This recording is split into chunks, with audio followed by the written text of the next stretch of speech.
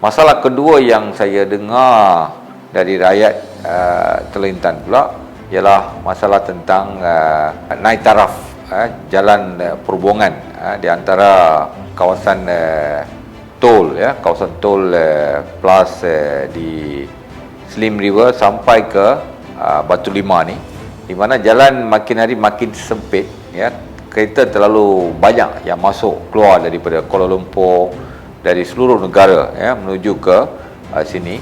Dan satu kertas kerja cadangan telah pun saya kemukakan kepada Jabatan Perdana Menteri, bahagian UKAS, supaya dibina sebuah jalan raya yang menghubungkan di antara Slim River sampai ke Batu Lima, di mana saya menjangkakan ia akan menelan kos yang besar, dan dia akan mengambil masa yang agak lama sikit untuk mereka membina jalan ni. Tapi saya sudah mencadangkan kerana projek ini dijadikan sebagai projek swasta dalam proses BOT, di mana Build, Operate and Transfer ni, di mana seorang kontraktor ataupun satu syarikat swasta yang mempunyai duit dipanggil membuat kajian jalan raya, di mana ia sepanjang 62 km. Saya dimaklumkan jauhnya jarak daripada Slim River ke Batu Lima ini akan mengambil lebih kurang saya difahamkan 62 km. Kalau ini mana-mana syarikat swasta boleh mengemukakan cadangan ini dan bersetuju untuk membina jalan tol ini, maka saya yakin dan percaya masalah jalan perhubungan di kawasan Teluk Intan ini dapat diselesaikan dalam masa yang sama, di mana ia juga akan membawa keuntungan yang besar kepada penduduk Teluk Intan, di mana kalau ada jalan ni, bagi penduduk yang pergi Banjong, penduduk yang nak pergi bercuti daripada negeri-negeri lain macam Kuala Lumpur, Selangor, Melaka, Johor, Kuantan dan mana-mana sajalah, kalau mereka nak pergi bercuti di Lumut ataupun Pulau Pangkor, buat masa ni mereka kena guna jalan Gopeng menuju ke Parit, Air Tawar, lepas tu baru sampai Setiawan ke Lumut. Kalau saya kira mungkin dia mengambil masa dalam 3 jam untuk sampai ke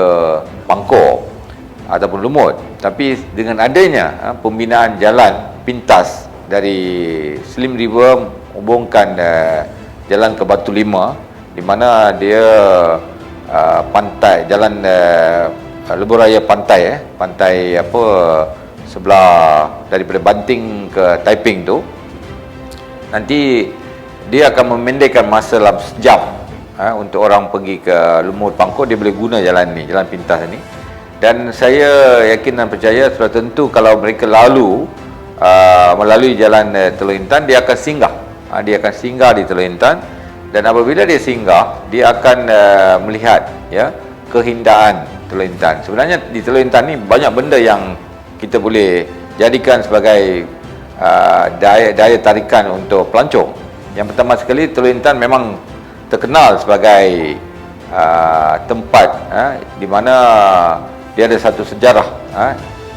Sejarahnya adalah bangunan condong. Bangunan condong ini dah lama bertapak di sini. Dan selain daripada itu, ramai daripada kalangan penduduk di Teluk Intan ini dia belum mengetahui bahawa dia ada pulau satu. Di pulau ini dikenali sebagai Pulau Bangau. Semua bangau-bangau ini akan pergi hinggap di pulau ini di waktu malam. Dia juga ada keindahan klip-klip di waktu malam. Dia ada sungai yang begitu cantik, Sungai Perak yang cantik, di mana jurutera JPS juga memaklumkan pada saya, dalam 250 juta yang mereka mohon ini, dia ada macam waterfront dibina di tepi-tepi sungai ini, bagi membolehkan kita buka kafeteria, gerai-gerai, lepas tu gerai jualan, gerai makanan dan sebagainya. Dan kalau kita dapat melakukan yang benda ni, saya yakin dan percaya kita boleh memanggil pengusaha krus seperti mana di Kuching, Sarawak, ya.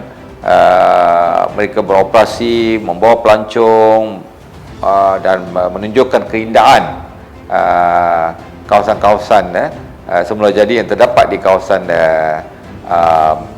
sungai Perak ini, ya. Dan dia mungkin akan mengambil masa lebih kurang 3 jam perjalanan untuk mengelilingi kawasan sampai ke kawasan Pulau Bangau. Dan ini memang sudah saya cadangkan. Saya sudah pun mengadakan hubungan yang baik dengan Kementerian Pelancongan untuk mengenal pasti apa rancangan-rancangan yang mereka ada supaya Teluk Intan ini dapat dibangunkan sebagai tempat pelancongan yang utama di negeri Perak.